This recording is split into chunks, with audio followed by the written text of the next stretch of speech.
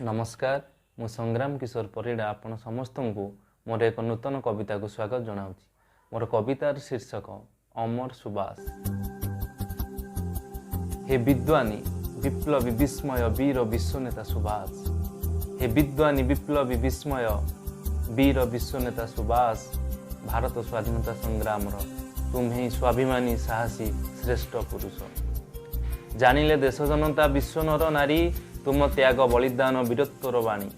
जानिले देश जनता विश्व नर नारी तुम त्याग बलिदान वीरत्वर वाणी।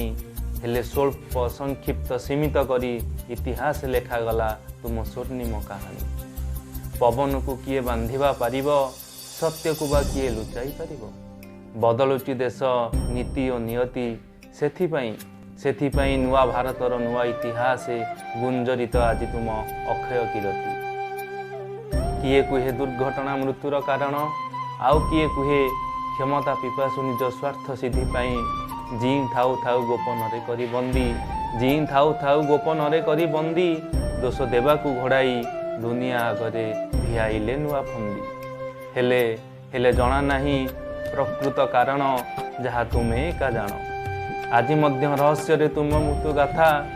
आज मध्य रहस्य रे तुम मृत्यु गाथा। जेबे भावे ई कथा आखिरु लोतक झरे मने हुए व्यथा। हेले तुमे आज भी अमर। हेले तुमे आज भी अमर भविष्यते मध्य रहिब अमर। हे कर्मवीर तुमे सर्वदा रहिब अमर। कारण शरीरर मृत्यु हे आत्मा अटई अविनाशी अजर। सेथिपाई सुभाष तुमे अमर। सुभाष तुमे अमर। सुभाष तुमे अमर। धन्यवाद। नमस्कार।